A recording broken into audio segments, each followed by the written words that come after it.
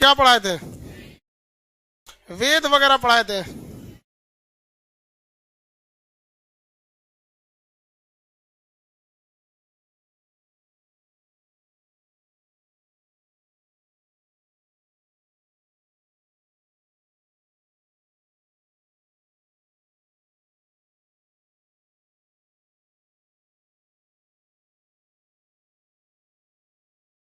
चलिए, जल्दी आप लोग, याद है कि नहीं आप लोगों को कहाँ तक पढ़ाए थे कुछ? जब तक आप एप्लीकेशन लाइव कीजिए, हम पीछे से धून धान के आते हैं एक दो ठोको।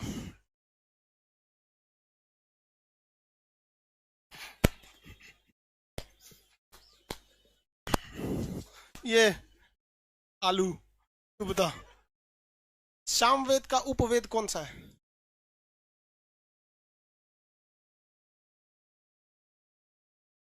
तुम खड़ा हो। यजुर्वेद का उपवेद कौन सा है? हैत्री। भैया वो तो ज्ञाता होता थे सा, वो भी हैत्री उसका ज्ञाता नहीं है। ऋग यजुर्वेद का उपवेद कौन सा है? मतलब उसी से मिलता जुलता दूसरा वेद। गंधवेद नहीं, अब बैठ जाओ। गंधवेद नहीं है, गंधर्व वेद। तुम बाबू पीछे घूमो, तो हट जाओ भैया, बेंच पे खड़ा हो ना। मारने में नहीं बनेगा, खड़ा हो जल्दी। हम खड़ा होंगे तो फिर ज्यादा थूट देंगे ना। उधर एप्लीकेशन लाइव पे तो लोग पीछे देखा कर, लड़का कौन सी देख रही है सब। वो ये जो भगोल टाइप का एकरा का फायदा है देख के। चल जल्दी खड़ा हो। हाँ हाँ। अरे इस पे, इसको थूथूर पे लग जाएगा, खड़ा ऊपर।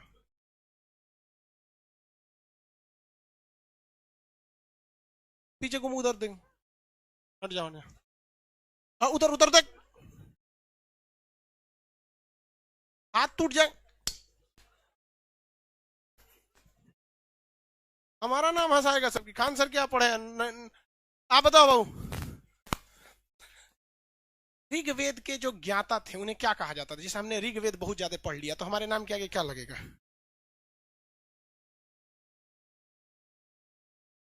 नहीं याद है तो कोई बात नहीं, हम है ना। आप हटिए, पीछे पीछे, ये दीजिए, ये। हाँ हाँ, ये। और उधर हट जाओ, हट जाओ। एप्लीकेशन लाइव हो गया? लाइव हो गया? आगे कितने लड़के अभी आ गए सब? 6-7 हजार आ जाए सर तो कितने आ गए सर? चलिए, एप्लीकेशन वाले सब लोग को गुड मॉर्निंग, लाइव वाले सब लोग गुड मॉर्निंग। थोड़ा सा जब तक आप लोग लाइव हो रहे होते हैं तब तक हम पीछे धो देते हैं। देखो भैया, होत्री इधर से जवाब दे रहा है एप्लीकेशन वाले। आप लोग पटना आ गए हैं ना, बहुत मुश्किल से माँ बाप पैसा दिया है। एप्लीकेशन वाले लड़के या लाइव सेंटर वाले लड़के आपसे कम पैसे में पढ़ रहे होते हैं। सबसे कम तो एप्लीकेशन वाले पढ़ते हैं। लाइव वाले लोग के लिए भी अच्छा सुविधा है, अपने अपने डिस्ट्रिक्ट में। जमुई का क्लास बंद था, आपका सेंटर चेंज हो रहा था, इस वजह से जमुई वाले लोग, आपका सेंटर अभी नया खुल गया, अब आप वहां ज्वाइन कर सकते हैं। आप मेहनत करके पढ़ाई कीजिए ना। कल चिल्ला चिल्ला के पढ़ाएं आपको, नोट्स दिए, याद कराएं। अब आपको क्या लगता है दूसरा दिन आएगा आपको पढ़ने के लिए? मेरा नाम हंसाएगा सब? नहीं हंसाएंगे सब। हमारा नाम हंसाएगा। हम सेम वैसे ही पीटते हैं जैसे लॉकडाउन में पुलिस पीटती है। डंडा का भी अंतर नहीं है, यही डंडा था लॉकडाउन में पुलिस के। ठीक है। और लड़का और लड़की दोनों को एकदम सेम पीटते हैं। कोई मतलब भेदभाव नहीं, क्योंकि हमारा संविधान का अनुच्छेद 15 कहता है जाति, धर्म, लिंग, जन्म स्थान के आधार पर कोई भेदभाव नहीं। इसलिए हुमच के मारो। यहाँ पे कितनी लड़कियां हैं जो यहाँ क्लास केवल इसलिए छोड़ दी कि बहुत बुरी तरह से पीट दिए थे। देखो को तो बुखार लग गया था, गार्जियन लेके आई थी। हम कहे कि देखिए आपकी लाडली बेटी बहुत प्यारी है, तो आप इसे प्लीज घर में रखिए या मेरे पास मत भेजिए। हमारे पास सब बराबर है। ये थोड़े पहचानता है कि लड़का है कि लड़की है। और हम पीटते नहीं है, पीटता तो ये है। चलिए आप स्टार्ट करते हैं हम लोग। आवाज बढ़ा दीजिए। एप्लीकेशन वाले लोग लाइव सेंटर जल्दी बैठिए। Jamui Bihar Sharif centre number 1। यो लड़की सब लेट आती है सब। जल्दी बैठो बाबू। इसके पहले हम आपको क्लास में समझा दिए थे वेद के बारे में। वेद की संख्या 4। हर वेद का अपने ज्ञाता थे और हर वेद का एक उपवेद था और उस उपवेद के अपने ज्ञाता थे। और वेद का, हर वेद के पास 2 या 1 की संख्या में ब्राह्मण ग्रंथ थे। एक ऋग्वेद के ब्राह्मण ग्रंथ का ट्रिक क्या था? ऐतरे ब्राह्मण गर कौस्तुकी। उस बताया था गंध वेद, गंधर्व वेद को गंध वेद। देखो ये तो भैया ऋग्वेद का है, ऋग्वेद के सामवेद का बताइए तो क्या था? हाँ, पंचवीस, सामवेद का पंचवीस, पंचवीस। और यजुर्वेद का सतपथ और तैतर। और गोपथ, गोपथ किसका था? हाँ, अर्थर्व वेद। तो ये तक तो बता दिए थे आप लोग को। आप लोग इसको रिवाइज अच्छे से करिए, लोग जितने लोग हैं अपने लॉज वगैरह में सबको बताते रहिए। रिवीजन का सबसे अच्छा तरीका है दूसरे को पढ़ाइए, अदरवाइज रिवीजन करते रह जाइएगा। यहाँ लाखों लड़के आते हैं, लौट के पटना से चले जाते हैं। पटना का रिजल्ट का रेशियो केवल 4% है। आपके क्लास में जितने लड़के बैठते हैं या आपके लॉज में जितने हैं या पटना में जितने लड़के हैं, यहाँ केवल 4% का रिजल्ट होगा। ये हम नहीं कह रहे, ट्रैक रिकॉर्ड देखिएगा अपने लॉज का। जो लापरवाही करेगा वो ऐसे होगा। जुनून, जवानी, ये दो ऐसा चीज है कि एक बार चढ़ गया तो फिर उतर जाता है। अब हम लोग बुढ़ौती की ओर चढ़ेंगे कि और हटा कटा होंगे लोग। वैसे ही जुनून होता है, एक बार अगर आपके अंदर पढ़ाई का जुनून आ गया ना, तो 1 से 2 साल बाद ये जुनून धीरे धीरे घटने लगेगा। इसलिए अभी वक्त है, जुनून है, जी जान लगा के पढ़ लीजिए, नहीं तो फिर भुगतिएगा। हमसे क्या, हमको ना आप दीजिए, हम आपकी नौकरी में हमारा केवल यो हमको यही मिलेगा कि 1 किलो नौकरी में 1 किलो लड्डू मिठाई ले आता है। आपकी नौकरी होगी तो क्या होगा? 1 किलो मिठाई। लड़की रहती है तो आधा किलो ले आती है, इससे ज्यादा कुछ नहीं। आधा से ज्यादा कबो कोनो लइबे नहीं करती है। एगो को हम बोले थे कि तुम और लेके आओ उसको, तो वो उछल गई थी वापस। चलिए अब आगे देखते हैं हम लोग। वेद वगैरह को पढ़ना बहुत जरूरी है। वेद पढ़ा दिए, उपवेद पढ़ा दिए, उपवेद पढ़ा दिए। उपवेद के बाद हम क्या पढ़ा दिए? नहीं, ज्ञाता वगैरह तो इसी में आप उसको अंदर समझिएगा कि भाई इसके भी ज्ञाता, इसके ब्राह्मण ग्रंथ, ब्राह्मण ग्रंथ, ये ब्राह्मण ग्रंथ। अब इसके बाद देखिए एक होता है आपका आरण्यक। कौन सा? आरण्यक।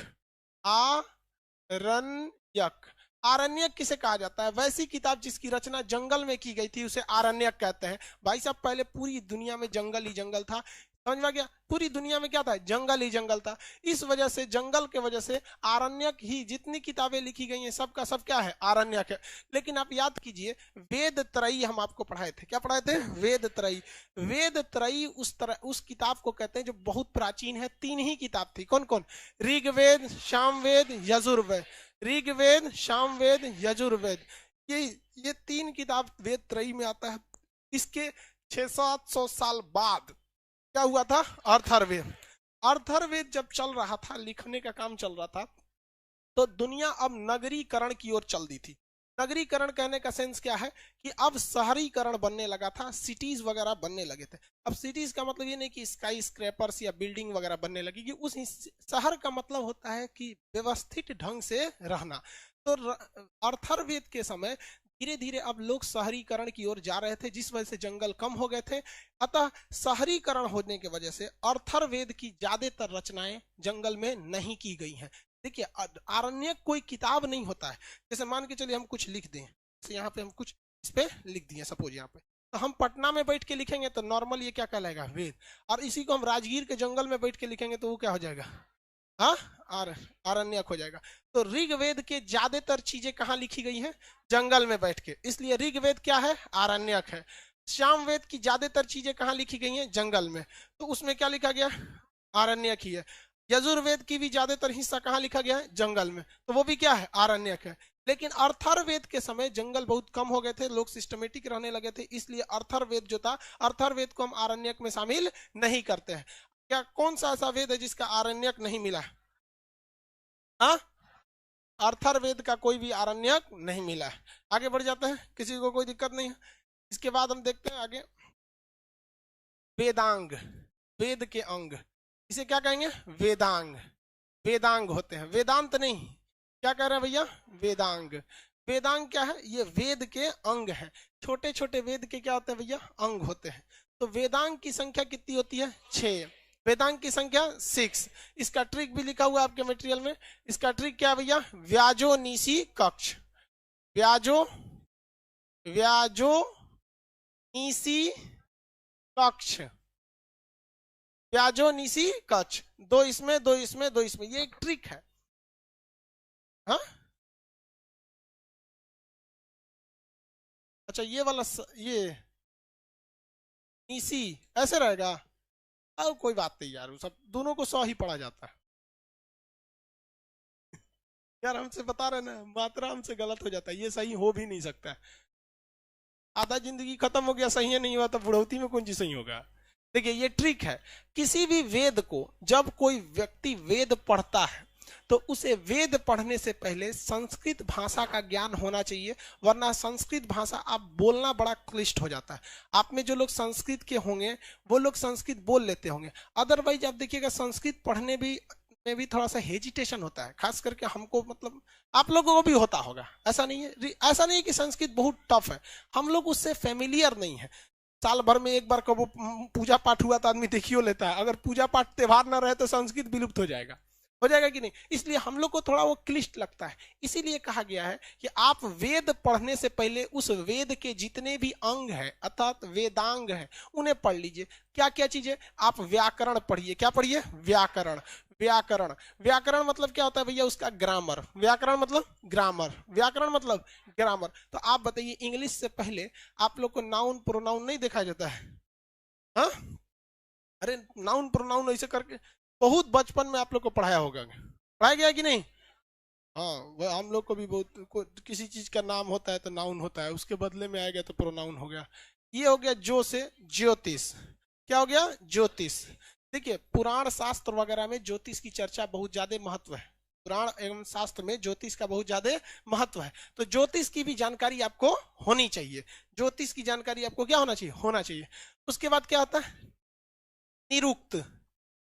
निरुक्त ये भी उसी का एक अंग है, प्रीपोजिशन कंजंक्शन टाइप का होता है। सी से शिक्षा, शिक्षा।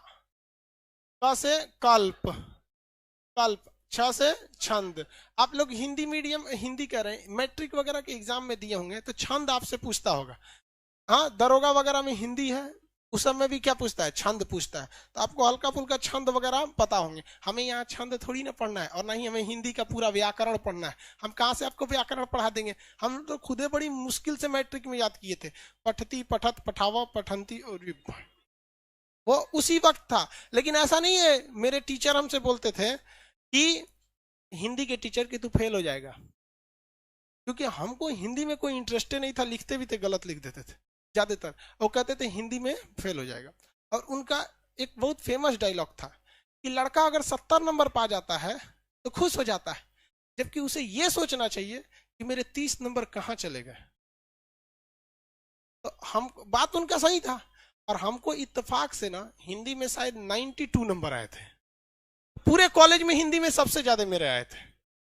अब देखिए, हमको इनफैक्ट हमको ज्यादा कुछ आता नहीं था, लेकिन हमको, हम मेरे रिलेशन में एक दो लोग टीचर है सरकारी, उन्होंने एक बात बताया था कि कहिए बफरिंग नहीं हो रहा है जी, हम एक जगह खड़े हैं इसलिए उनको लग रहा है। बफरिंग कर रहा है क्या? नहीं, हम एक जगह खड़े हैं इसलिए लग रहा है। तो मेरे रिलेशन में एक दो सरकारी टीचर है, उन लोग का क्या कहना है कि जब हम लोग कॉपी चेक करते हैं ना तो हमारे ऊपर ऊपर से प्रेशर रहता है कि ज्यादा से ज्यादा लड़कों को पास किया जाए, क्योंकि करियर का सवाल है। तो शुरुआत में जब हम लोग कॉपी जांच करते हैं ना, तो उस वक्त जितना आंसर लिखा रहता है उसमें हम नंबर नहीं काटते हैं, जब तक कि उसको 30-35 नंबर नहीं मिल जाता है। और 30-35 नंबर मिलने के बाद तब आदमी कहता है कि दही ससुर आप तो पास हो ही गया है। तो हमने क्या किया होशियारी, कि जो नंबर कटने वाले चीज थे पहले उसको पहले लिख दिए, जिसमें जिसमें नंबर कट सकता। निबंध में नंबर कटता है, 10 नंबर का रहता है, सोचो कुछ गांधी जी के जीवनी ले आएगा ना, और अगर बिहार और हिंदी यूपी बोर्ड का लड़का अगर लिखा है गांधी जी की जीवनी लिखो, खुद गांधी जी आके अपनी जीवनी लिखेंगे तो 10 में 10 नहीं देगा। ये मेंटेलिटी है उनकी। सीबीएसई वाला दे देता है, सीबीएसई वाला क्या कर देते थे, अरे जल्दी बैठो जल्दी बैठो, बोरा अपने से ले आए थे तो और उसको बैठ जाना दो, लेके जाना फिर बोरा यहाँ पे, तो जगह नहीं है। तो हम क्या किए ना, ये सब नंबर वंबर वाला पहले लिख दिया, तो काफी अच्छा नंबर आ गया। जो श्लोक थे, दोहा था, मुहावरा था, इस सब में नंबर ही नहीं कटता है, तो खड़े खड़े मिलता। तो 92 नंबर आया। हम सबसे पहले वही सर को खोज रहे थे, हिंदी वाला सर को। हाँ, फेल हो जाएगा तुम यहाँ पे। हम ले जाके उनको रिजल्ट दिए, और उनको तो पहले से पता था कि हिंदी में सबसे ज्यादा इसी का आया है। हम कहेंगे सर ये रिजल्ट, तो हम उदास थे एकदम चुपचाप। कहेंगे तुम खुश नहीं है? सर हम इस बात का टेंशन है कि मेरा 8 नंबर गया कहाँ।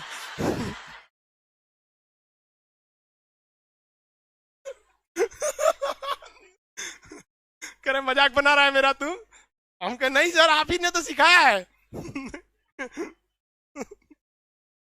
दिमाग से आ जाता है, पता नहीं कि हमको आज तक ये नहीं समझ में आता हमको कितना नंबर दे दिया, काफी ज्यादा नंबर। अब मैट्रिक में एक्यूरेट हमको भी याद नहीं है कि उस वक्त कितना था, बट इसी के आसपास में था। कॉलेज में हिंदी में सबसे ज्यादा मेरा था, तो उस वक्त व्याकरण वगैरह काफी पढ़ा गया था। आप लोग भी पढ़े होंगे व्याकरण, तो वही व्याकरण की इसमें चर्चा है। भारत में व्याकरण की सबसे बेहतरीन किताब अगर कोई है तो अष्टाध्यायी है। क्या है? अष्टाध्यायी। किताब का नाम क्या है? अष्टाध्यायी। किसने लिखा है? पाणिनि ने। अष्टाध्यायी पुस्तक किसने लिखा है? पाणिनि ने लिखा है। अष्टाध्यायी पुस्तक पाणिनि ने लिखा है। आपको मटेरियल मिल गया क्वेश्चन पुस्तक का, एप्लीकेशन में आज डाल दीजिएगा, अभी क्लास खत्म, एप्लीकेशन में भी डाल देंगे। इस किताब को अच्छे से याद रखिएगा। रेलवे एनटीपीसी जितना क्वेश्चन पूछा है हर सेट में इससे क्वेश्चन आएगा। जितना आपको दिया गया ना उसमें देखिए हर सेट में एक क्वेश्चन आएगा, जाके मिला लीजिएगा घर। यहाँ लाइव वाले लोग को अभी डाल दिए, लाइव सेंटर वालों को भेज दिया गया, एप्लीकेशन वालों को क्लास के बाद डाल देंगे। ये हो गया व्याकरण, पाणिनि ने लिखा है। ज्योतिष की सबसे बेहतरीन किताब जो थी वृहद संहिता। क्या था? वृहद संहिता। किताब का नाम वृहद संहिता। कौन सी किताब? वृहद संहिता। वृहद संहिता को लिखा किसने था? व्राहमीर ने। किसने लिखा? व्राहमीर ने। प्राचीन भारत में हमारा गणित और ज्योतिष सबसे बेहतरीन था। गणित और ज्योतिष हमारी बहुत बेहतरीन थी, तो ज्योतिष की किताब सबसे बेहतरीन वृहद संहिता। ज्योतिष की किताब वृहद संहिता किसने लिखा था? व्राहमीर। याद रखिएगा कैसे, सिंपल सा, व से वृहद संहिता, व से व्राहमीर। इसका तो बहुत फेमस किताब है। पाणिनि की रचना अष्टाध्यायी, ये बहुत फेमस किताब है। पाणिनि की रचना अष्टाध्यायी। पाणिनि की रचना क्या? अष्टाध्यायी। अब भाई बाकी इस सब में कोई दिक्कत नहीं। निरुक्त के लिए निरुक्त शास्त्र, शिक्षा शास्त्र, कल्प शास्त्र, छंद शास्त्र, ये इसके लिए कोई अलग से किताब नहीं है। तो आप बताइए वेदों के कितने अंग होते हैं? वेदों के कुल अंग, वेदों के अंग 6 अंग होते हैं। कौन कौन से? शॉर्टकट में क्या कहते हैं? व्याजो निशी कच। व्याकरण, ज्योतिष, निरुक्त, शिक्षा, कल्प, छंद, दो करके याद रखें। समझ में गया? इससे क्वेश्चन कैसे पूछेगा? कह देगा इनमें से कौन सा वेदांग नहीं है। तो वेदांग टोटल कितने हैं? 6। उसी में दे देगा, लास्ट में ऑप्शन डी पे लिखा रहता है आरण्यक, तो ऑप्शन डी लगा देंगे। इनमें से कौन सा वेदांग नहीं है? Option D. अरे ऑप्शन डी लगा के चलाना है। आरण्यक वो क्या नहीं है? वेदांग नहीं है। अब आगे समझते हैं हम लोग पुराण किसे कहते हैं। वेद तो बड़ी देख लिए हम लोग, वेद देख लिए ना, किसी को दिक्कत नहीं ना वेद में? अरे बड़ी सब चीज है। वेद, वेद के ज्ञाता, उपवेद के ज्ञाता, ब्राह्मण ग्रंथ, आरण्यक, ये सब। अब हमने को क्या देखना है? पुराण। देखिए पुराण में ना ये भारत के जितने भी प्राचीन राजवंश थे और भारत की प्राचीनतम संस्कृति की चर्चा किसमें है? पुराणों में है। पुराणों की संख्या कितनी है? 18 पुराण है। टोटल पुराण कितने हैं? 18। ब्रह्म पुराण बहुत ही प्राचीन है, ब्रह्म पुराण है। इसमें 3 पुराण से आपको क्वेश्चन अक्सर पूछे जाते हैं। आपको 18 पुराण याद नहीं रखना है, नहीं आपसे क्वेश्चन पूछे जाएंगे। पुराण को गलती लिख दिए हैं, अब ठीक है? हाँ ठीक है ना? वो गलती लिख दिए होंगे। चलिए एक आपको याद रखना है, आपको कौन सा भैया? विष्णु पुराण। कौन सा पुराण? विष्णु पुराण। दूसरा याद रखना है मत्स्य पुराण। तीसरा याद रखना है वायु पुराण। वायु पुराण, वायु पुराण, ये 3 तो याद रखना है आपको। ठीक है? कितने याद रखना है? 3। विष्णु पुराण मौर्य काल। विष्णु पुराण में मौर्य काल की ज्यादा जानकारी है। विष्णु पुराण में किसकी जानकारी? मौर्य काल की। अब याद कैसे रखे भैया? मौर्य काल की शुरुआत मेनली मौर्य वंश की शुरुआत कहां से हुई थी? मगध। कहां से थे? मगध से। तो ये विष्णु पुराण। मत्स्य पुराण ये सातवाहन। मत्स्य पुराण सातवाहन, 7 वाहन। मत्स्य पुराण सातवाहन। वायु पुराण गुप्त। वायु पुराण गुप्त वंश। वायु पुराण गुप्त वंश की जानकारी है। देखिए पुराणों में भारत की संस्कृति की भी चर्चा है, विष्णु भगवान के अवतारों के भी इसमें चर्चा किया गया है, कई जगह पे है सभी चीजें। तो ये सब में प्राचीन राजवंश वगैरह के बारे में बताया गया, उस समय हमारी संस्कृति कैसी थी, हमारी शिक्षा का क्या था, ये सारी चीजों को क्या किया गया? बताया गया। समझ में गया? सर मैप में एडमिशन नहीं हो रहा है। एप्लीकेशन वाले लोग आपको कल समझाए थे ना, मैप में एडमिशन नहीं होगा, सर्वर में थोड़ा भी जगह नहीं है। जो ऑलरेडी पढ़ रहे हैं मैप में उनका हम लोग उसमें असाइन कर दिया जाएगा। चलिए यहाँ देखिए, बाकी यहाँ पे पटना में और लाइव सेंटर में बस मैप में एडमिशन होगा, बाकी एप्लीकेशन में थोड़ा भी जगह नहीं है, भड़क जाएगा एप्लीकेशन। देखिए याद कैसे रखेंगे? याद रखने का वायु, वायु जो होती है, आप में से कितने लोग को वायु दिखाई दे रही है? किसी को वायु दिखाई दे रही है? वायु गुप्त रूप से बह रही है। वायु कैसे बह रही है? किसी को दिखाई दे रही है आप लोग को? वायु गुप्त रूप से। मछली का देखिए, मत्स्य से क्या आ रहा है? मछली। अब जब आपके घर में मछली उछली बनता होगा तो पिताजी तो बनाते नहीं होंगे, ज्यादातर मछली उछली के काम महिला ही करती है खाना बनाने में। और भारत में वो कौन सा ऐसा राजवंश था जो मातृ सत्तात्मक था? सातवाहन। हालांकि सिंधु सभ्यता भी था, लेकिन कोई प्रमाण मिला ही नहीं। सिंधु सभ्यता को तो हमने अपने अनुमान के हिसाब से बता दिया कि मातृ सत्तात्मक। कोई लिखित लिखित तो मिला है, पढ़ा ही नहीं गया तो कंफर्म कैसे? हाँ, तो भारत में मातृ सत्तात्मक कौन सा था? मछली उछली कौन बनाती है लोग? महिला। मातृ सत्तात्मक कौन था? सातवाहन। तो ऐसे ट्रिक लेके याद रखेंगे। विष्णु पुराण, पुराण मौर्य काल, विष्णु पुराण मौर्य काल। अब देखिए हम लोग ना, मौर्य काल बेसिकली उत्तर भारत से स्टार्ट हुआ था। हालांकि उत्तर भारत से स्टार्ट होते होते पाकिस्तान अफगानिस्तान तक चला गया। पाकिस्तान और कहां तक चला गया? अफगानिस्तान तक चला गया। तो इसमें तो कोई रोक टोक नहीं था, लेकिन बेसिकली कहां से था? उत्तर भारत से। और उत्तर भारत में ज्यादा वैल्यू विष्णु भगवान की। चाहे विष्णु भगवान के, राम जी किसके अवतार थे? विष्णु भगवान। कृष्ण जी किसके अवतार थे? विष्णु भगवान। और साउथ में देखेंगे ना तो शंकर जी का बड़ा वैल्यू है, महाकाल का, शिव जी का। साउथ इंडिया में जाके देखेंगे ना, शिव जी का। इवन आप साउथ की मूवी भी देखेंगे ना, शिव जी की काफी ज्यादा उसमें क्या है? महत्व है। मुंबई में जाएंगे तो गणपति बप्पा मोरिया, है कि नहीं? तो अपना अपना वो है, सब लोग एक ही है भाई, बस बुराई पे मत चलिए, यही सबसे बड़ा धर्म है। तो मौर्य वंश बेसिकली कहाँ चला था? उत्तर भारत से। मौर्य वंश से उत्तर भारत। और उत्तर भारत में किस भगवान के? इन्हीं के। सब लोग जितने अवतार थे लोग सब किसके थे? विष्णु भगवान के। तो मौर्य वंश की जानकारी विष्णु पुराण। मत सातवाहन की जानकारी मत्स्य पुराण। गुप्त वंश की जानकारी, हाँ, इसी में कहा गया था समुद्रगुप्त का घोड़ा कितने समुद्रगुप्त का घोड़ा कितने समुद्र का पानी पीता है?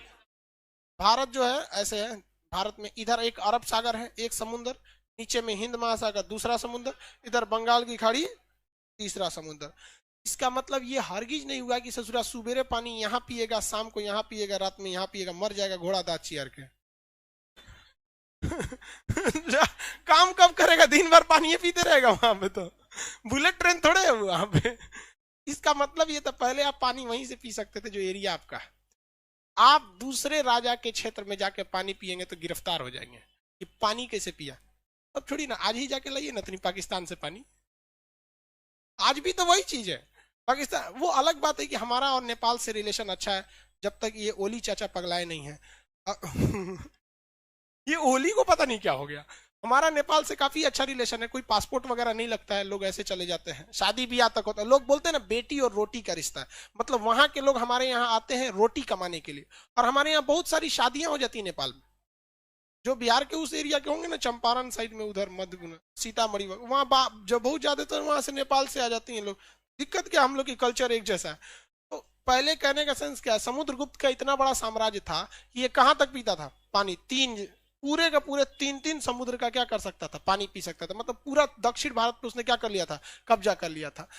मत्स्य पुराण में किसकी जानकारी है? हाँ, सातवाहन वंश।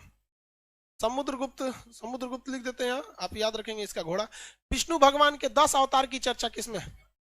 देखिए वायु पुराण में नहीं है, इसमें है विष्णु भगवान के अवतारों की चर्चा है। हालांकि विष्णु पुराण में विष्णु भगवान की बहुत सारी चर्चा है, लेकिन आगे जाके बताया गया है, आगे जब बौद्ध धर्म पढ़ाएंगे ना तो उसमें भी बताएंगे विष्णु भगवान के कुल कितने अवतार थे? 10।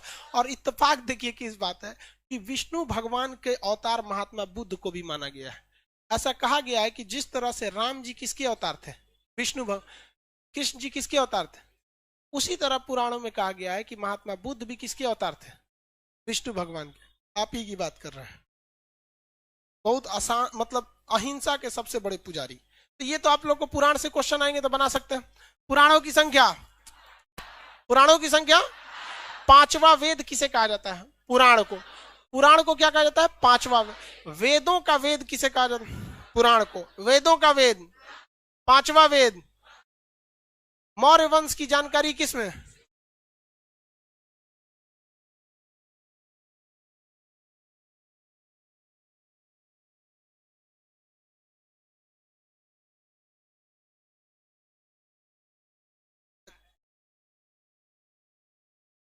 नीचे कौन है देखिए, हॉल नंबर 2 वाले लड़के थोड़ा सा 2 मिनट रुक जाएंगे आप, थोड़ा सा।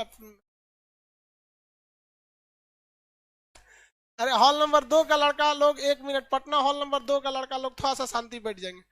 इसका क्लास एक प्रोजेक्टर थोड़ा सा भूख भाग कर गया है, तो ऐसा चिल्ला रहा है जैसे लग रहा है कहीं आग उग लग गया है।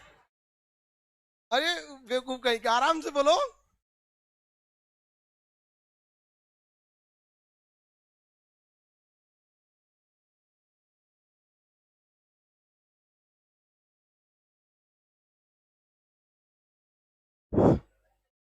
एक मिनट बाबू, थोड़ा एप्लीकेशन वाले लोग 1 मिनट, पटना हॉल नंबर 2 में थोड़ा सा प्रोजेक्टर थोड़ा सा फ्लक्चुएट कर जा रहा है। हमको लगा बेचारा कोई बेहोश होश हो गया, उस तरह से आगे कर रहा है।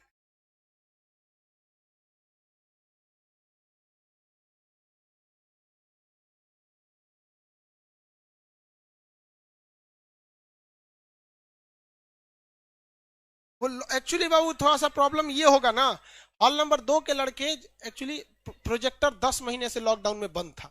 इसे थोड़ा इलेक्ट्रॉनिक चीज की खराबी क्या है ना, कि उसको आराम दे दीजिएगा तो मर जाता है। मोबाइल में 10 महीना बंद कर दीजिएगा ना, चालू कीजिएगा तो पता चला गैलरी वैलरी में से 2-4 चीज उड़ गया है। देखिए थोड़ा सा हॉल नंबर 2 वाले लोग संयम बना के रखेंगे। क्या हो गया था जी हॉल नंबर 2 में उसको?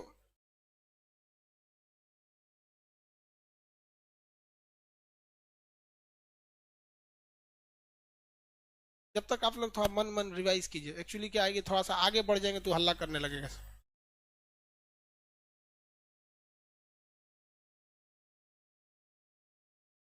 पीछे बाकी सारे हॉल में प्रोजेक्टर में कोई दिक्कत नहीं है।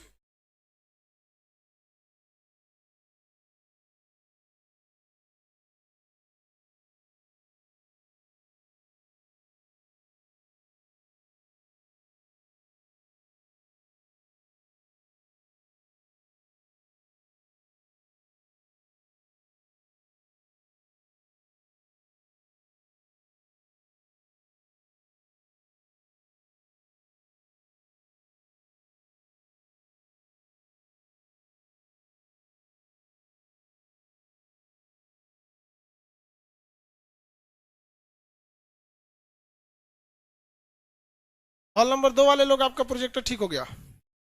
हल्ला नहीं करो प्रोजेक्टर वाले, हॉल नंबर 2 वाले, यहां तक सुनाई दे रहा है। सही हो गया आपका प्रोजेक्टर, उसका प्रोजेक्टर ही चेंज करा देंगे। बीमारी वाला चीज को यहाँ नहीं रखा कीजिए आप।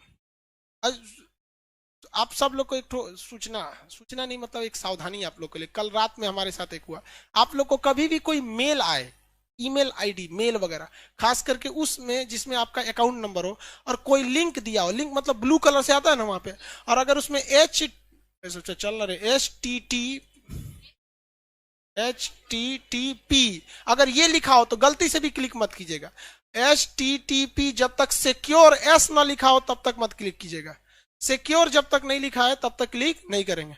तो जो मेरा आज 6 मिलियन होने जा रहा है, तो रात में हमको सोचे कि एक बार देखते हैं, तो यूट्यूब की ओर से एक मेल आया कि यूट्यूब की ओर मेल आया, उसने कहा कि thanks to we are congratulation you Khan GS research centre, it's our advice to you, हमारी आपकी एक सलाह है, तो please open the caption sign. Caption एक बटन होता है, अगर हम वीडियो डालते समय कैप्शन पे क्लिक कर देंगे ना, तो जिस भाषा में हम कैप्शन क्लिक किए रहेंगे उस भाषा में ऑटोमेटिक नीचे लिख देगा।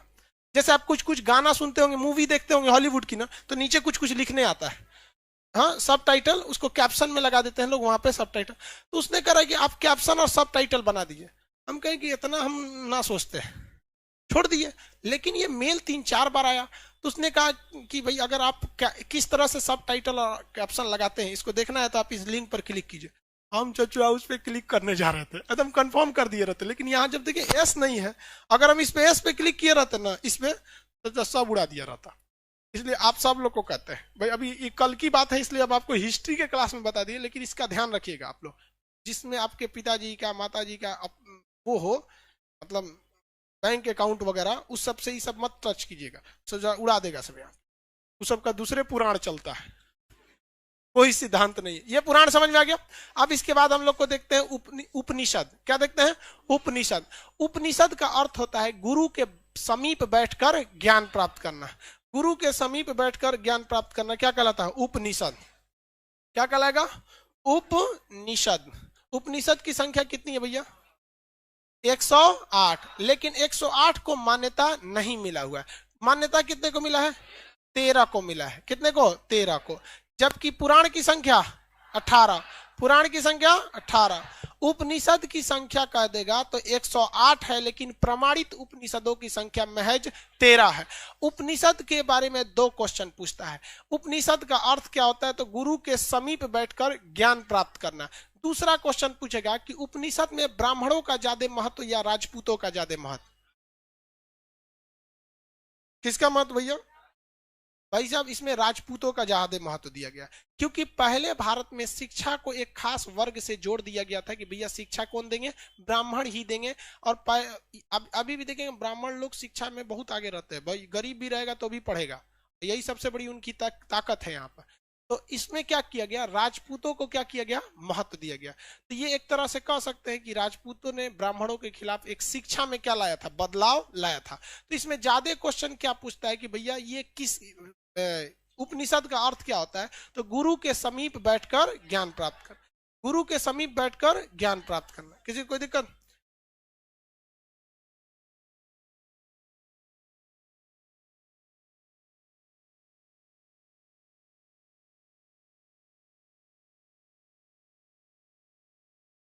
देखिए, इसमें उपनिषद में आप बहुत सारा उपनिषद सुने होंगे, लेकिन एक उपनिषद सबसे ज्यादा फेमस है, जिस सब लोग जानते हैं लोग, जिसका नाम क्या है?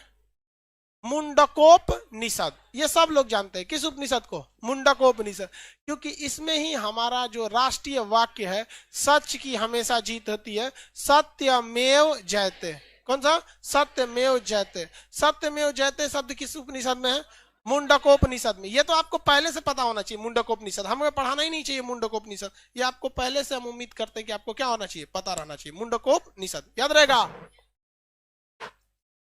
सत्यमेव जयते। हालांकि ये शब्द जो है वो इसको इसे कहाँ लिखा गया भाई? सारनाथ जो है ना, अशोक स्तंभ, उसके नीचे भी ये चीज को लिखा गया है। लेकिन वो भी कहां से लाया गया था? मुंडकोपनिषद से। कौन से निषद से? मुंडकोपनिषद। सबसे पहला उपनिषद याद रखेंगे और सबसे आखिरी उपनिषद याद रखेंगे। सबसे पहला और आखिरी उपनिषद से भी क्वेश्चन पूछे जा सकते हैं। तो सबसे पहला उपनिषद कौन था भैया? बृहद नारायण उपनिषद।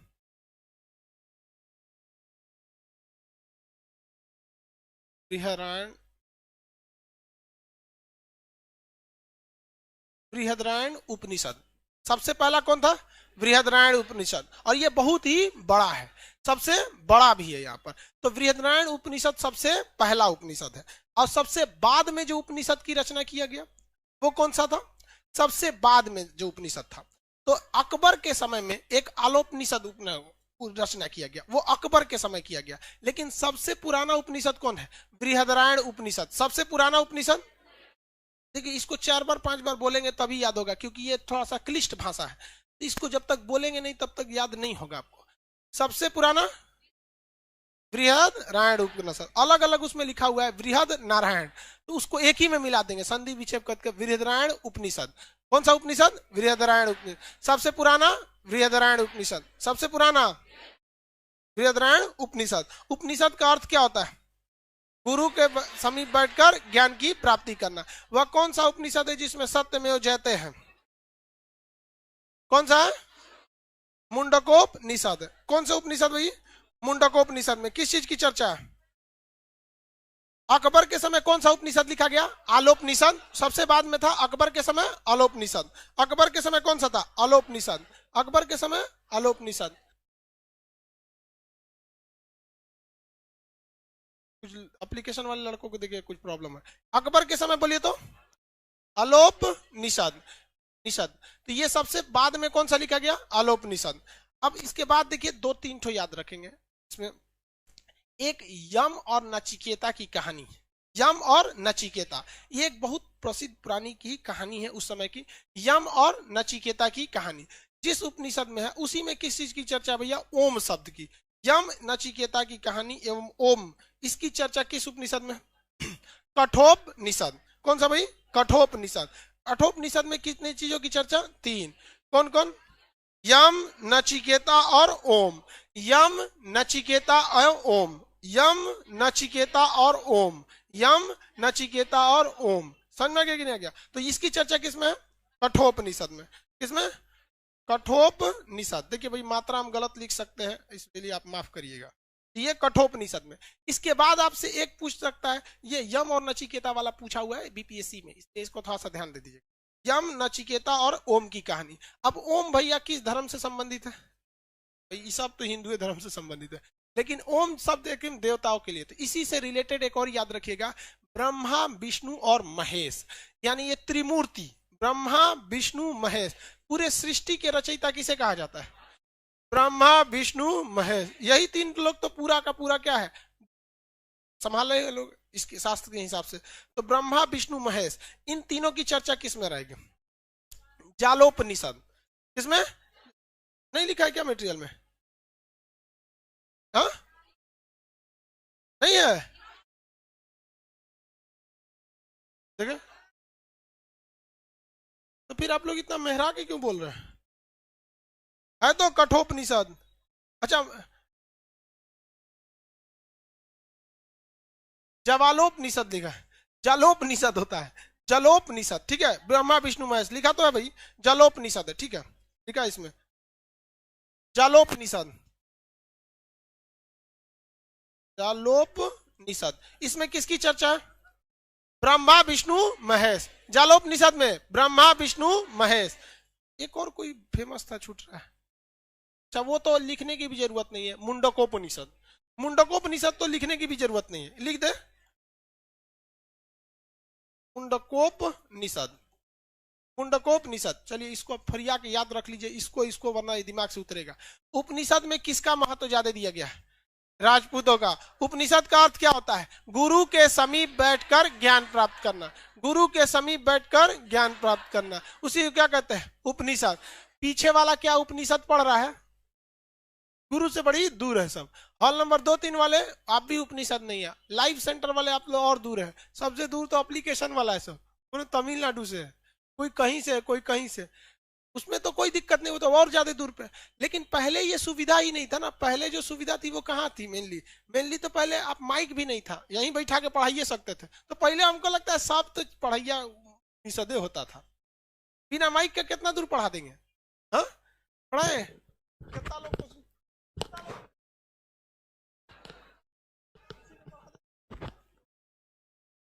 इस पे पढ़ाएंगे तो फिर कुछ सुनाई नहीं देगा, नहीं सुनाई देगा। तो पहले ऐसे पासे में गुरुजी चौकी उकी बिछा के पढ़ाते थे। हम लोग के भी टीचर तो चौकी पे पढ़ा देते थे, उनके घर जाते थे पढ़ने, चौकी उकी पे बिछा के पढ़ा देते। बचपन में आदमी बोरा पे पढ़ा है। हाँ भाई, बचपन में तो सब लोग बोरा पे पढ़े होंगे लोग उस एज में। 1997-98 बोरा बहुत बेहतरीन था। चौक ले लो, हम लोग एक स्लेट पे लिखते थे लोग, नाक बहते रहता था, इसे पोंछ लेते थे। यहाँ तक शर्ट में लाइनिंग रहता था। चौक पोत पात के ले आओ। चलिए देखिए, मुंडकोपनिषद में किस चीज की चर्चा? सत्यमेव जयते की चर्चा मुंडकोपनिषद। सत्यमेव जयते, यम, नचिकेता और ओम। कठोपनिषद, यम, नचिकेता और ओम, यम, नचिकेता, ओम। ब्रह्मा, विष्णु, महेश, ब्रह्मा, विष्णु, महेश। सबसे बाद में अलोपनिषद, सबसे बाद में, सबसे पहले बृहदनारायण उपनिषद, सबसे पहले बृहदनारायण, सबसे बाद में ब्रह्मा, विष्णु, महेश, जालोपनिषद। ब्रह्मा, विष्णु, महेश, यम, नचिकेता, ओम। कठोपनिषद, यम, नचिकेता, ओम, यम, नचिकेता, ओम। सत्यमेव जयते, मुंडकोपनिषद। किसी को कोई दिक्कत नहीं यहाँ पे? अब इसके बाद एक और चीज था, स्मृति साहित्य। कौन सा साहित्य? स्मृति साहित्य। स्मृति साहित्य में 36 तो स्मृति साहित्य थे। जाते चलिए आपके मिट है कि नहीं? क्या है स्मृति साहित्य? कितने थे? 36। कितने स्मृति साहित्य? 36 स्मृति साहित्य। इस स्मृति साहित्य में दो सबसे फेमस स्मृति, एक का मजाक उड़ा दिया गया, एक बहुत ज्यादा विवाद का कारण बन गया।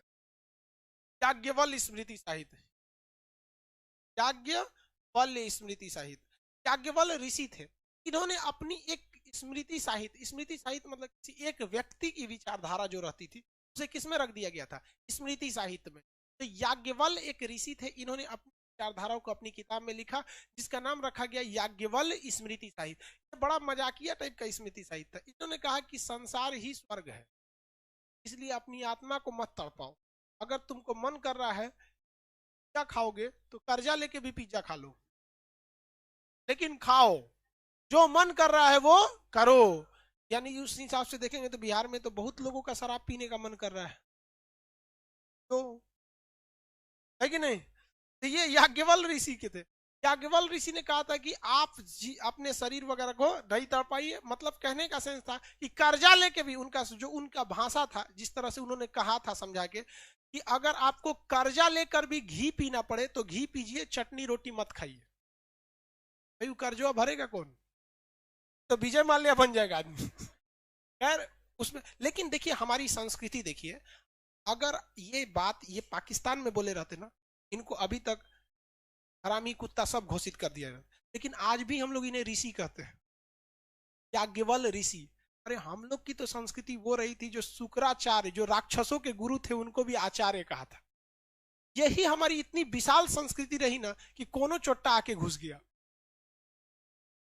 बाबर झाबर नाम का आदमी आजकल कुत्ता पाल रहा है, इसे चुरा सब आके घुस गया रहता सब यहाँ पे।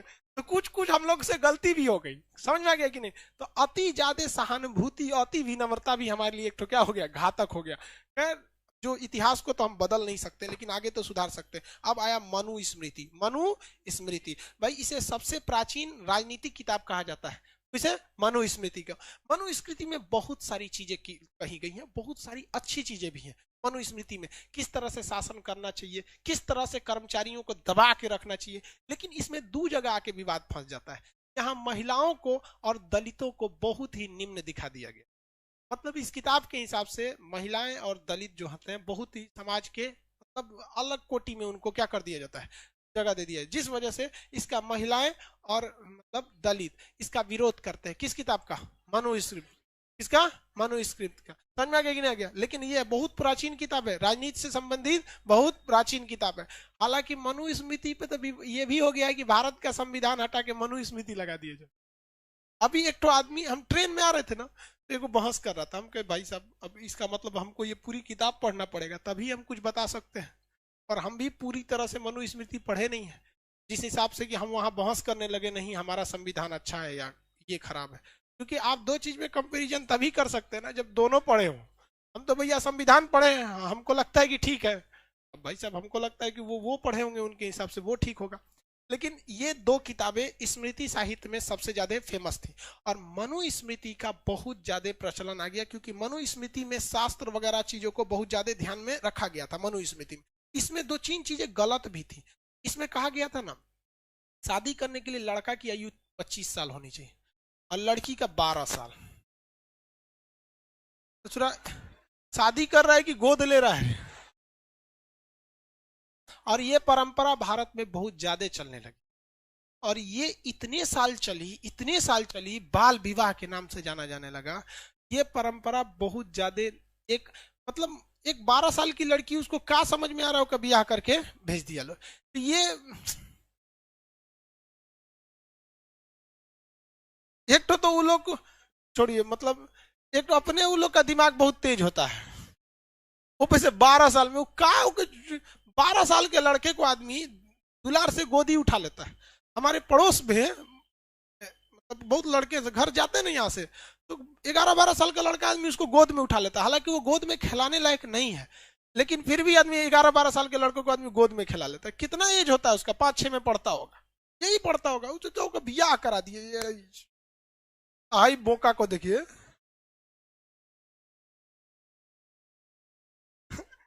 25 साल।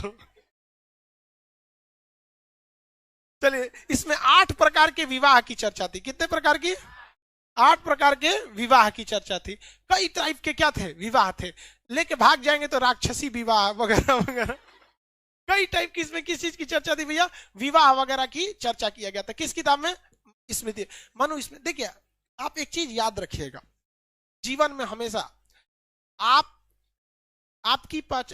किसी दूसरे के लिए या समाज के लिए कितना भी भलाई कर दीजिए, लोग उस भलाई को भूलेंगे बहुत जल्दी, और एक भी गलती कर दीजिए, लोग उसे कभी भूलेंगे ही नहीं। ये परंपरा है, ये नियम है इस समाज का। हम हो या आप हो, आप अपने रिलेशन में, दोस्तों में, मम्मी पापा में, भाई बहन में, कल को शादी ब्याह हो जाएगी, उसमें आप किसी के लिए जान दे दीजिए। ये मानव की टेंडेंसी है, इसमें आप उदास नहीं होइएगा, बल्कि इसे समझ के अपनी जिंदगी को उसी हिसाब से ढाल दीजिएगा। किसी के लिए एहसान करने जा रहे हैं तो याद रखिएगा ये 2 से 3 दिन में भूल जाएगा। और अगर किसी को आपने डांट दिया भी ना, तो एक बात याद रखिएगा कि ये साला जिंदगी भर नहीं भूलेगा। समझ गया कि नहीं? लड़की सब तो अगले जन्म तक याद रखेंगे। सर तुम मेरे पापा हो ना, पिछले जन्म में डांटे थे, मैगी नहीं खाने दिए थे, हम इस जन्म में भी गुस्सा है। तो ये दुनिया का उसूल है। इसलिए आप अपनी जिंदगी को इस हिसाब से ढालिएगा कि किसी से उम्मीद नहीं रखिएगा, क्योंकि दुनिया केवल मतलब से चलती है। समझ में गया? दुनिया गोल है, कोई कहता है चपटा है, भैया दुनिया मतलबी है। यहाँ यार इंसान की मेंटेलिटी ये होती है कि बारिश के बाद छाता बोझ लगने लगता है। छाता कहाँ है? 5 मिनट पहले तुमको भीगने से वही बचाया था। ये दस्तूर है दुनिया का, इसलिए हमेशा याद रखिएगा। मनुस्मृति में क्या अच्छाइयां हैं ये दुनिया कभी नहीं याद रखेगी, लेकिन मनुस्मृति में बुराइयां क्या है ये हर दुनिया के जुबान पर आएगा। इतिहास आपको ये नहीं पढ़ाया जाता है कि आप इसे सब्जेक्ट की तरफ पढ़ के निकल जाए, बल्कि इससे सीखिए कि इतनी बड़ी किताब जिसे हिस्ट्री का सिलेबस बनाया गया, लेकिन इसको हमेशा कोई भी टीचर जब भी इसे पढ़ाएगा तो एक निगेटिव के हिसाब से ही पढ़ाता है, क्योंकि ये दस्तूर है दुनिया का कि आपकी निगेटिव चीजों को हमेशा ध्यान दिया जाएगा। नाथूराम गोडसे का दूसरा किसी को कुछ भी नहीं पता रहेगा, लेकिन एक चीज जरूर पता रहेगी, महात्मा गांधी को मारा था। तो ये दस्तूर है, आपको इस हिसाब से अपनी जिंदगी को ढालना पड़ेगा। नहीं ढालेंगे ना तो आपसे विशाल विशाल जीव थे, डायनासोर मर के चल गए इस पृथ्वी से। अगर आप अपने आप को प्रकृति, वातावरण और समय के अनुसार नहीं ढालेंगे ना तो विनाश निश्चित है आपका। तो आप अपने समाज के हिसाब से खुद को ढाल दीजिए। उसी हिसाब से बोला जाता है जैसा देश वैसा भेष। इसमें कितने प्रकार की विवाह की चर्चा थी? 8 प्रकार की। सबसे अच्छा विवाह जो होता है मम्मी पापा जो ढूंढ के लाते हैं वो। उसके बाद क्या है इसमें? संस्कार की चर्चा। क्या है? संस्कार। 16 ठो संस्कार देना है किसी भी बच्चे को। कितने संस्कार देने? 16 संस्कार। तो चालू हो जाता है जब से बच्चा जन्म नहीं लिया है तब से। माँ के पेट में भी है तो माँ को बहुत सारे पूजा अर्चना यज्ञ वगैरह करने होते हैं। जब बच्चा जन्म लेता है तो वो भी एक संस्कार है। उसका मुंडन होता है वो एक संस्कार है। उसे जनेऊ पहनाया जाता है वो एक संस्कार है। पढ़ने जाता है वो संस्कार है। जब गुरु के पास पहला बार एडमिशन लेता है वो संस्कार है। यही वजह है कि संस्कार से बनी है हमारी संस्कृति। और हम लोगों को बचपन से लेकर जब तक मर नहीं जाते हैं, अंतिम में जब उसे जलाया जाता है, हमारे देह को जला दिया जाता है, जिसे कहते हैं दाह संस्कार, वही है हमारा 16वां संस्कार। और 16वां संस्कार अंतिम संस्कार होता है। तो हमारा जन्म से लेकर मृत्यु तक हम एक संस्कार में बंधे हुए हैं, और इसी संस्कार से बनती है हमारी संस्कृति। और भारत की संस्कृति दुनिया में सर्वश्रेष्ठ संस्कृति है, जो इसी किताब से मिला हुआ है। तो याद रखिएगा भाई, इतिहास में हमेशा कोई आपको ऐसा नहीं है कि आपको आप कुछ भी कर दीजिए। आप इस किसी आप में से जितने लड़के हैं ना, बहुत से लड़कों को पढ़ा लिखा के आदमी नौकरी दिला, इतने लड़कों का आदमी जॉब हुआ कि हम सबको स्टेज पे बुलाएंगे तो क्लास कब लेंगे यहाँ। बहुत से लड़के आते हैं भाई चलो तुम यहाँ पे, लेकिन अगर किसी लड़का को मार दिए, पीट दिए, तो हमारा इतिहास भूल जाएगा, लेकिन वो याद रहेगा वो चश्मैला के हम ओकरा पीटे थे। उसको हम भूल जाएंगे लेकिन ये डंटा नहीं भूलेगा। लेकिन याद रखियो बाबू, यही डंटा है किस दिन जब नौकरी में बैठे रहेंगे ना, ऑफिस में एसी लगा रहेगा, कोई जब आपके लिए पर्सनल एक स्टाफ रहेगा, चाय पानी पिएगा ना, तो याद आएगा कि था कोई टीचर जो पीट पाट के सीधा किया। इसलिए हम पीटे उठे तो उसका बुरा नहीं मानिएगा। समझ में आएगा कि नहीं आएगा? लड़की लोग को हम ज्यादा क्यों बोलते रहते हैं बकलो लोकलो? क्योंकि पता है लड़कों को पढ़ने के लिए 4 साल घर वाले इजिली दे देते हैं, आसान आराम से। और लड़की का 6 महीना बाद घर वाला पूछते नौकरिया ना भइलो, अरे आमतूर ने भेजा है का ओकरा? हमेशा पूछते हैं। तो लड़कियों को भी ये बात समझाते हैं, जो समाज का एक दस्तूर बन चुका है, आप अपने आप को उसमें ढालिए, नहीं तो ऐसे आप लोग चल जाएंगे। जैसे डायनासोर चल गया ना, आप लोग भी चल जाएंगे। इसलिए आप ज्यादा मेहनत से पढ़िए। समझ में आ गया? लेकिन लड़कियों सबको समझ में थोड़ी आता है। गर्ल्स हॉस्टल में देखिएगा तो सीढ़ी पे ना हटा के जाना पड़ता। हटो तो का है, सीढ़िया पे बैठ के बतिया रही होती। हाँ हाँ हाँ। घर जाने से पहले घर जाने से पहले लड़कियां जो होती है ना, व्हाट्सएप पे उसको ब्लैक लिस्ट करके जाती है, क्योंकि उसको डर होता है कि बोका को कितना समझाएंगे, कोनो ना कोनो मैसेज भेज देगा, और रास्ता भर वो गैलरी डिलीट करते जाएगी। और ये लड़की कहती है कि हमको गार्जियन पढ़ने नहीं देता है। भैया पढ़ने तो भेजा है, तू कौन सी कर रही है यहाँ? दिल से पढ़ाई कर दीजिए, 8 महीना बहुत है। हम बीएससी किए हुए हैं, हमको इतिहास भूगोल ज्योग्राफी से कोई लेना देना नहीं है। एकेडमिक स्टडी मेरी बीएससी है, लेकिन जी जान से अगर हमसे कोई पूछेगा तो हमने केवल 8 महीने में पढ़ाई किया। लेकिन उस 8 महीने में कौन सा दिन था, कौन सा तारीख था, शायद हमको ये भी याद नहीं है। हाँ, तो आप जिसे 6-6 घंटा पढ़ते हैं वो 6 घंटा पढ़ाई बहुत ज्यादा हो जाती है। 1 घंटा आप इस तरह से पढ़िए कि आपकी जिंदगी का जो सबसे करीबी व्यक्ति है, अगर वो भी अगर खड़ा हो जाए आपके सामने, तो आप उसे दिल से बोलते भाई अभी अभी डिस्टर्ब मत करना, चल निकल यहाँ से, अभी हम ये कर रहे हैं, हम अभी क्या कर रहे हैं, पढ़ रहे हैं। जिस दिन ये भावना आएगी उस दिन रिजल्ट हो जाएगा, और नहीं तो आप भी जाएंगे डायनासोर हो। समझ में आ रहा है आपको? किसी को दिक्कत? मनुस्मृति में हर एक चीजें गलत नहीं है। इवन दुनिया की कोई भी किताब या दुनिया का कोई भी सिद्धांत 100% सही नहीं होता है। हर चीज में कुछ अच्छाइयां कुछ खराबियां होती हैं। आप डिसाइड कीजिए आपको उसे क्या चाहिए। हाँ, ये बात हकीकत है, इसमें महिलाओं को और दलितों को बहुत ज्यादा सम्मान की नजर से नहीं देखा गया। लेकिन 8 प्रकार के विवाह, ये भी एक गलत ही था। संस्कार कितने? 16। इसमें 3 प्रकार के ऋण की बात कहा गया है, 4 प्रकार के पुरुषार्थ की बात कहा गया है, 4 प्रकार के आश्रमों की बात किया गया है, जिसकी चर्चा कल के क्लास में करेंगे। आपका क्लास स्टार्ट होगा, बाकी लड़के लोग निकलेंगे, लोग जिन लोग का भाई लड़की लोग निकलेंगे। एप्लीकेशन वाले लड़के कल मिलेंगे।